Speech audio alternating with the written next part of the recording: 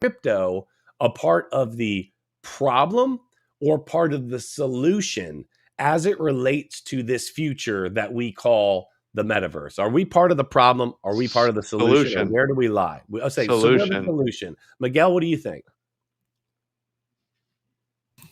I think it's a combination of both the problem and a solution. Like the, okay.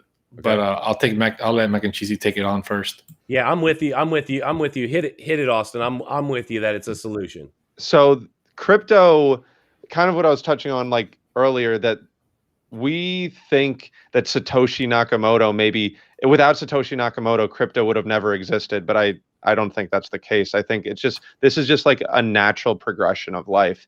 And with crypto is permissionless and allows anybody in the world to get into it. And that ethos is, every first adopter who's gotten into crypto has been brought up by that ethos, that the ethos that we are decentralized, that we are a community, and people will leave, right? A year from now, people will leave retail, but the people that are going to build this thing, hopefully, have been brought up with this ethos. And that's the beauty of crypto. And Facebook is reactively getting into this. They weren't creating crypto. Why? Because they can do whatever the hell they want and they're going to keep it BAU. Now they're getting into crypto because they see it as an opportunity. But I think the foundation in the community is there, and a lot of money has been made in the crypto community. And I know we're worried about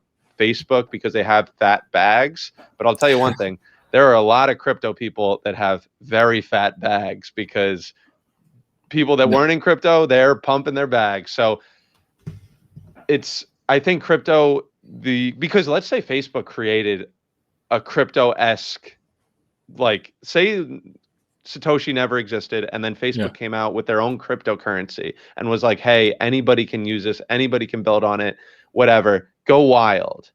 Now there wouldn't even be that foundational layer of this ethos, and then now they're setting the tone and they're setting it. But because we were early, 10 years early, I think we have the strong foundation, and I think it's on people like us to make sure that we keep that route going. That's an interesting thought. For sure. Go ahead, Miguel. What do you? Yeah. So the reason why I think crypto is part of the problem, the reason why it's part of the solution is the obvious, right? The making money, the good things that, like DeFi, permissionless money. That's good stuff. Those are solutions that crypto has brought. But the problems that crypto has brought is, we think of Satoshi as this great savior, but we don't know who Satoshi is. What if this, like you said, it was all part of the plan anyways, and we see that there's patterns from the NSA, the CIA, from back in the 90s, thinking about digital money already. What if they were the ones that were creating this in the first place? And, there's the whole thing about one world government, one world currency taking over. And that's where crypto is leading. Crypto is leading the way for that, right? To take away this competition of countries and money and have borderless money. That's what crypto is doing. And the fact that it's decentralized, we're on a public ledger where everything can be tracked, where everything can be seen.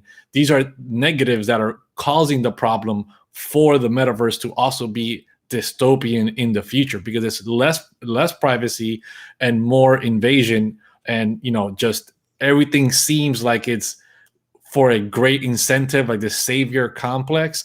But at the same time, it could be very elite, bad people in the background playing us as puppets, getting us all enthusiastic about this Bitcoin and stuff. But we know that elites and people that are super rich have been buying Bitcoin for a long, long time before Bitcoin even blew up. So they've already packed their bags. Now we have Wall Street institutions trying to pack their bags. But the people running the show have been in it long enough where this great transfer of wealth that we talk about all the time has happened, and is going to leave people even broker than ever. When the dollar continues to get devalued, by the time people jump into Bitcoin, they're only going to be able to afford crumbs of Bitcoin, while these other people have already packed their bags with hundreds, even thousands of Bitcoins, at a point where their family lineage is set for life forever, more than what they already were with whatever real estate empire or, you know, oil empire that they had already.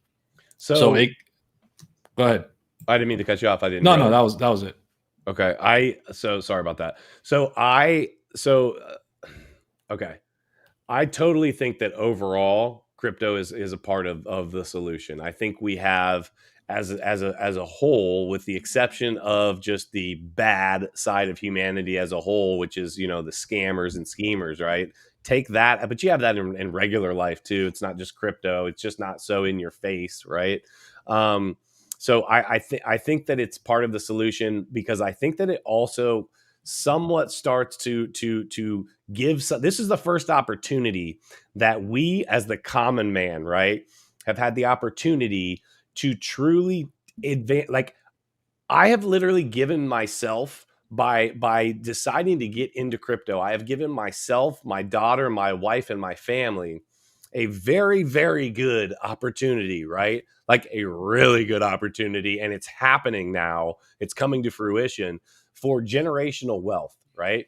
And so that had to start somewhere, and it had to start with an opportunity to do something a little bit different. And so I think crypto can be that. So I love it. I think the interesting thing is, because there is, right, it's not necessarily a decentralization of wealth. Unfortunately, there will still be that top holders, and in fact, maybe it's even more of a concentration of top holders. But I think the question is, who had the opportunity to get this wealth? Anybody in the world had the opportunity to get this wealth. Like, Bitcoin wasn't pre-mined. If you started mining when Satoshi mined, then you had the opportunity to make the Bitcoin, and it's been an open market. And I think what is hopefully the case is that the people that are holding the fat bags remember this and know that they didn't wake up into, they didn't have this, like, the decentralization nature of it means that I think the people at the top will appreciate this ethos. But who knows? And I think there could be a whole another episode about, like, the coins in Satoshi's wallet. Like, right? Yeah. I think the longer those don't move, that event's going to be literally the biggest event in human history, potentially, when those coins move, because they'll have 10% of the entire global economy in the palms of their fingers. Like, that is interesting. Like, if that's the US government, if that's any government, like, okay, watch out. Yeah. So my point to what you both are saying about, right, that it's kind of like they're giving us this opportunity, right? Anybody could have bought Bitcoin, but I think that's part of the plan, right? They can't force it upon us. If the government or anybody would have came out many years ago and said, hey, the dollar is trash, here's this digital thing called Bitcoin, this is the solution, buy it, hold it, people would be like, no, I don't want this thing. Been very skeptical. The fact that they released it and then said, just let it take root on its own, give people opportunity to think that they're the ones driving this and it's their thing, not ours, gives it foundation to then be like, we're running the show, right? They're running puppets. The same thing with the metaverse. They're letting us believe that the metaverse is our thing, that we are the ones that are going to thrive in there.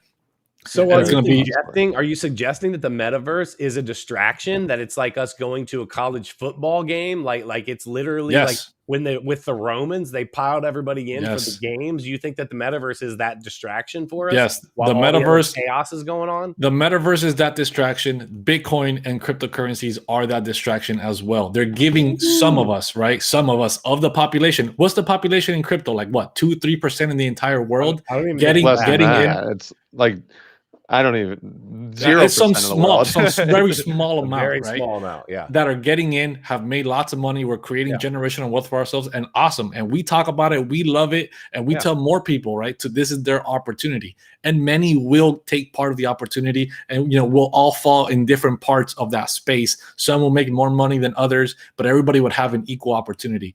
But at the end of the day, this is what is a part of the program, is they're the ones that are running the show, giving us the the thought of we have free will and freedom, right? One of the things that happened during World War II, and it's talked about in the I reference it all the time in the Captain America Winter Soldier movie when they meet the Nazi professor that's digitized. Yeah.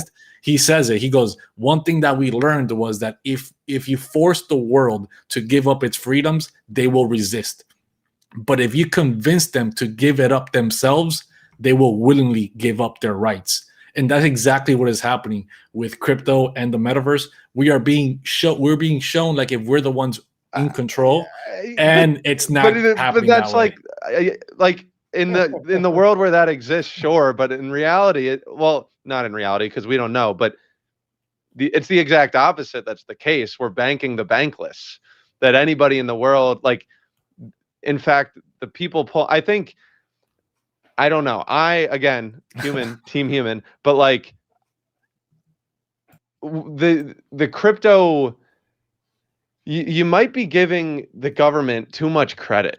I'm not saying the government specifically, or whoever. I'm not saying the U.S. government is out there scheming this themselves, but the people running the show, which is a large amount of people, they're definitely more than capable. These people run the world. These people have all the resources. But why would they? Why would they self-destruct their own? But they're not self-destructing. They're benefiting more than anybody else. He's basically putting the idea out that now we have a totally open system for everyone. Yes, it's like when you research a project, right? When you research a project and it says, well, the holders have 80% and there's only 20% for everybody else. You'll be like, wait, that's a red flag. So we're talking about Bitcoin that is gonna be the digital gold, which is great. But like, look at Ethereum, right? Mm-hmm. Anybody can develop on that, and unless Vitalik is this mastermind, I'm not saying he's a mastermind. I'm saying he's also a puppet falling along the lines of making us think that we're all we're the ones in control. Yeah, of this show. I think he's talking digital cartel stuff, like Ben. Yeah, you're all. That's what he's saying. Yeah, I see the point, and I see that it's impossible to know, right? That's the whole idea of it. The whole idea is that like there's people above the people that even know, and people don't know they're even puppets, and they're a puppet.